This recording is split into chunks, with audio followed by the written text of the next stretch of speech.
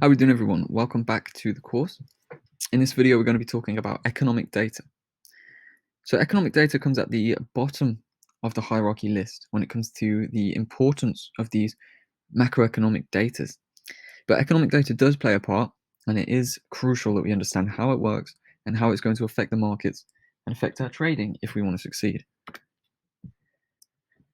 So economic data refers to news, meetings, and figures from central banks and governments, such as unemployment data, interest rates, gross domestic product, conferences, and PMI data, all these different things, okay? And the data shows economic performance over a specified time. So we have monthly data, we have quarterly data, we have annual reports on different topics, and we can even have weekly data as well on employment. So data comes in all different shapes and sizes, and it will all affect the market one way or the other. So the main thing with economic data is the fact that it causes price spikes. Okay, volatility is increased, and the price spikes can interfere with trades, and they can also provide good trading opportunities if we can gauge where the market is going to go. Economic data causes common interferences. We have economic data releases almost every single day. It's never going to go away. Economics are always going to run the markets, so that's why it's important to keep on top of the game, keep in line with the data, in line with data releases, and be ready to either avoid it or trade in line with it. Different economic data has varied impact levels, so we have different levels of importance across different data. Some data is going to have a massive effect, and some isn't even going to move the markets at all.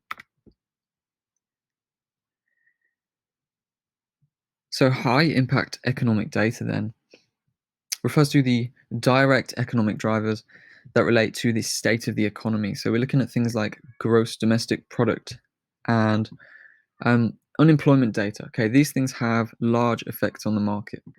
So these types of economic data are big market influences that cause large moves and can cause long-term effects. Okay, and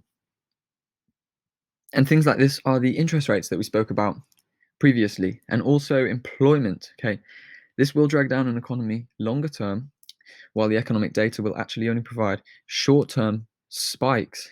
We can then extend into longer-term effects. So if we can see unemployment is on the rise, this is of course going to affect an economy and can lead to interest rates being increased or cut, and monetary policy statements then forming some bigger information that's going to drive the market.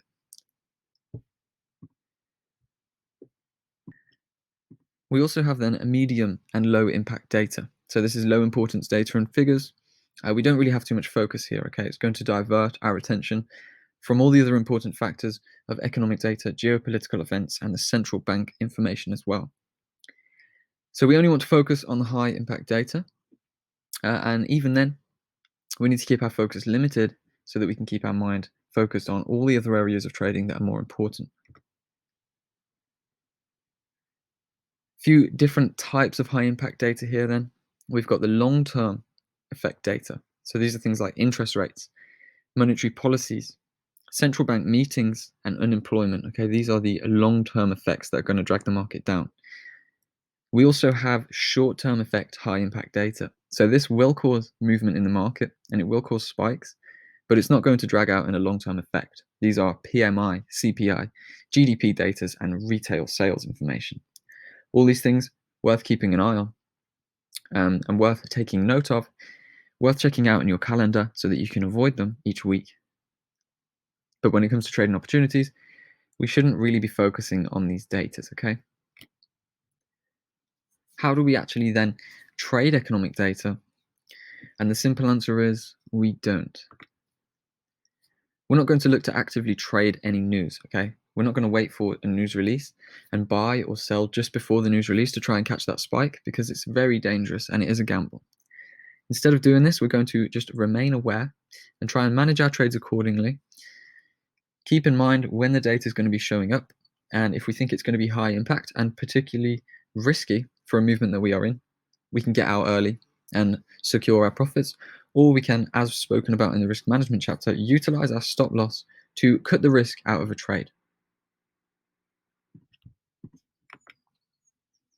So how are we going to manage economic data? Here is a little run through. Step number 1 is going to be check an economic calendar. Okay, so these are online, and it's simply a calendar that marks out the low, medium, and high impact economic news that we need to track. It's going to help us to track the upcoming news. It's going to show us the importance of each data release, and it's going to allow us to filter by currency as well. Okay, so looking at this data, this calendar here, we can see we have the different currencies listed: the New Zealand dollar, the pound, the Japanese yen, the euro, Canadian dollar, Australian dollar, Swiss franc. You can see they're all there. Okay, we have high impact data for all of these different currencies. We are then shown the impact. So we have a medium impact CPI data, and then a lot of low impact data. The only real high impact data marked here is this speech, okay, from the governor of the Reserve Bank of Australia. So personally, we're actually only going to focus on the high impact data. Okay, all of these low and medium impact data don't really drive the market too much. So we're only going to focus on the high impact data. That takes us to step number 2. We want to identify the high impact data. We can filter down the news to just the news we need to focus on. Low and medium impact news cause little to no disruption and can be ignored without taking up focus from other areas of trading. If we can identify this high impact data, we can plan ahead, avoid unneeded losses by being prepared and managing our trades accordingly to either exit trades before the news happens, to avoid trades entirely until the news has gone down, or to protect our positions with stop loss utilization before the data happens.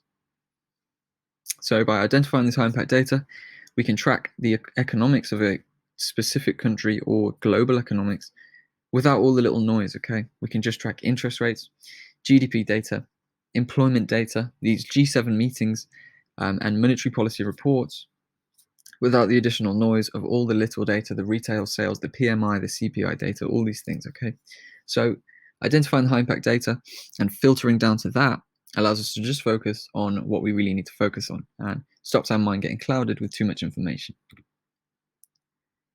Step 3 then is going to be prepare for the week ahead. So each weekend or each Monday morning, we need to prepare all this data. We need to filter out that high impact data and get a calendar ready, just so that we know when data is going to come up and when it's going to form an issue for us. So if we can identify the times to avoid trading then, so we don't want to trade through interest rate releases, non-farm payroll, which is unemployment data, or any other high impact news, we can avoid losses that way. And if we do prepare for the week ahead by preparing these high impact economic data before the week begins, we can find focused trading pairs with interesting or clear fundamentals. So let's say we've got some interest rate data for the pound coming up. We can actually then know that we're going to have some interesting movements on the pound before and after the news based on increased volatility, okay, and a new sense of clarity when the interest rates drop. Are they cutting rates? Is it going to be negative? Are they raising rates? Is it positive? Or are they leaving the same to keep a stagnant market flow? Preparing for the week ahead is crucial, in my opinion, as we have this famous quote here: failing to prepare is preparing to fail. So we always want to do this, prep that economic data, get ready before the week begins, before the trading sessions begin. And then we know we can trade it safely, clearly, and confidently, knowing we're not going to get caught out by any of this high impact data. So that is all for this economic data video. Hopefully you found some good tips and pointers. Hopefully you understand the high impact economic news and also the economic news that you don't really need to focus too much on.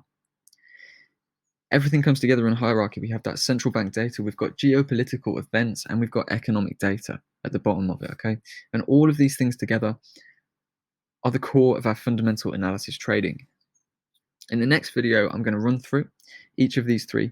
We're going to look at a conclusion of the fundamental analysis and how we can bring each three of these sections together in order to get a clear and confident understanding and outlook of the fundamental backdrop of the economies and the global economy. So thank you for watching. Hopefully you found some value, and I will see you in the next video.